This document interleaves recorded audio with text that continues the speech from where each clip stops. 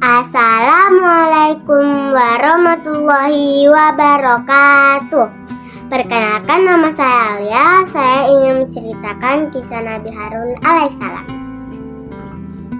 Nabi Harun alaihissalam berjuang bersama Nabi Musa alaihissalam melawan Fir'aun. Nabi Harun alaihissalam merupakan kakak kandung Nabi Musa alaihissalam. Nabi Harun alaihissalam dilahirkan 3 tahun sebelum Nabi Musa alaihissalam. Nama lengkap Nabi Harun alaihissalam adalah Harun bin Imran bin Kohits bin Lawi bin Yakub bin Ishak bin Ibrahim. Nabi Harun alaihissalam diangkat menjadi nabi untuk membantu Nabi Musa alaihissalam memimpin Bani Israel ke jalan yang benar. Nabi Musa alaihissalam menyadari bahwa Nabi Harun alaihissalam fasih berbicara dan pandai menyampaikan dakwah. Oleh karena itu, Nabi Musa alaihissalam memohon kepada Allah agar mengangkat Nabi Harun alaihissalam menjadi utusan Allah. Allah berfirman dalam Al-Quran, Surah Al-Qasas, surah ke-28 ayat 34. Wa akhi Haruna huwa afsahu minni lisana fa arsilhu ma'irid yusaddiquni inni akhafu ayyukazzibun. Artinya, dan saudaraku Harun, dia lebih fasih berbicara lidahnya daripada aku, maka utuslah dia bersamaku sebagai pembantuku untuk membenarkan perkataanku. Sungguh aku takut mereka akan mendustakanku. Kuis Al-Qasas surah ke-28 ayat 34. Atas permohonan Nabi Musa alaihissalam tersebut, Nabi Harun alaihissalam akhirnya diangkat menjadi utusan Allah. Diangkatnya Nabi Harun alaihissalam menjadi utusan Allah merupakan anugerah dan rahmat yang besar untuk Nabi Musa alaihissalam.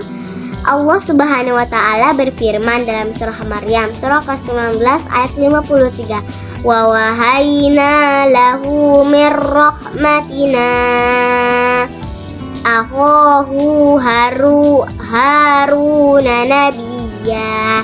Artinya, dan kami telah menganugerahkan sebagai rahmat kami kepadanya, yaitu bahwa saudaranya Harun menjadi seorang nabi.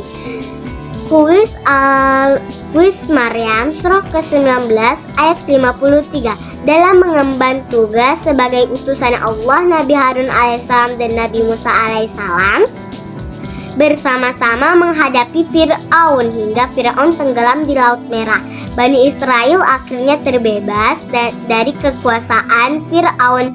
Setelah berjuang menghadapi Fir'aun, Nabi Musa alaihissalam dan Nabi Harun alaihissalam beserta kaumnya Bani Israel tinggal di daerah ujung utara Laut Merah. Saat kehidupan Bani Israel mulai berkembang dan tenang, Nabi Musa alaihissalam ditemani oleh Nabi Harun alaihissalam dan 70 kaumnya dari Bani Israel pergi ke Bukit Tursina atau Sinai untuk bermunajat kepada Allah. Saat di perjalanan, atas saran beberapa kaumnya, Nabi Musa alaihissalam dianjurkan untuk berangkat terlebih dulu ke Bukit Tursina. Nabi Musa alaihissalam menyetujui saran kaumnya itu. Nabi Musa alaihissalam akhirnya berangkat seorang diri ke puncak Bukit Tursina. Di puncak Bukit Tursina, Nabi Musa alaihissalam bermunajat kepada Allah. Nabi Musa alaihissalam bermunajat di Bukit Tursina selama 40 hari. Pada saat itulah Allah menurunkan kitab suci Taurat kepada Nabi Musa alaihissalam. Kitab Taurat itu kemudian menjadi pedomanan hidup Nabi Musa alaihissalam dan kaumnya, hingga Nabi Musa alaihissalam selesai menerima wahyu dari Allah Kaum Nabi Musa alaihissalam tak kunjung datang di puncak bukit Tursina. Nabi Musa alaihissalam akhirnya turun untuk menemui kaumnya. Nabi Musa alaihissalam terkejut melihat perubahan kaumnya. Kaumnya kini telah menyekutukan Allah. Mereka menyembah patung anak lembu yang dibuat dari emas oleh Samiri. Kaum Nabi Musa alaihissalam terpedaya oleh tipuan Samiri dengan sihirnya. Samiri menjadikan patung anak lembu emas itu bisa berbicara.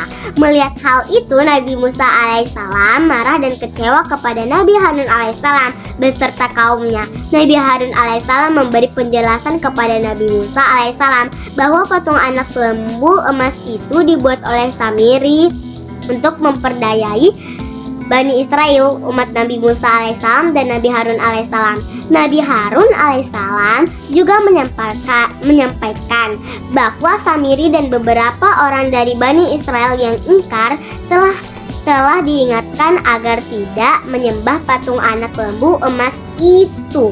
Nabi Harun alaihissalam mengatakan bahwa menyembah anak lembu emas itu perbuatan syirik. Perbuatan syirik merupakan dosa besar. Akan tetapi nasihat dan peringatan Nabi Harun alaihissalam tidak dihiraukan oleh Samiri dan pengikutnya. Mendengar cerita saudaranya itu, Nabi Musa alaihissalam segera pergi mencari Samiri dan para pengikutnya yang ingkar. Ketika bertemu dengan Samiri dan pengikutnya, Nabi Musa alaihissalam mengingatkan mereka agar kembali kepada ajaran yang benar. Samiri dan pengikutnya menolak perintah Nabi Musa alaihissalam. Nabi Musa alaihissalam kemudian menyuruh Samiri dan pengikutnya pergi. Patung anak lembu emas milik Samiri diambil oleh Nabi Musa alaihissalam untuk dihancurkan dan dihanyutkan ke laut. Setelah kepergian Samiri dan pengikutnya, Nabi Musa alaihissalam dan Nabi Harun alaihissalam saling bekerja sama-sama memimpin Bani Israel. Bani Israel terkenal dengan sifatnya yang suka membangkang, banyak bicara dan sulit dipimpin. Akan tetapi dengan kesabaran dan keikhlasan Nabi Musa alaihissalam serta Nabi Harun alaihissalam, Bani Israel bisa dipimpin dan diarahkan untuk mengikuti syariat Allah seperti yang terkandung dalam kitab Taurat. 2. Meneladani perilaku Nabi Harun alaihissalam. Nabi Harun alaihissalam seorang nabi yang fasih dalam berbicara, pandai berbicara dan teguh pendirian. Demi menegakkan kebenaran dari Allah, Nabi Harun alaihissalam senantiasa menyampaikan kebenaran tersebut dengan lemah lembut dan kasih sayang. Sebagai anak muslim, kamu harus menyentuh kefasihan Nabi Harun alaihissalam. Kamu harus rajin belajar dan banyak membaca buku agar mempunyai banyak pengetahuan. Orang yang mempunyai banyak pengetahuan akan pandai dalam berdakwah, menegakkan agama Allah.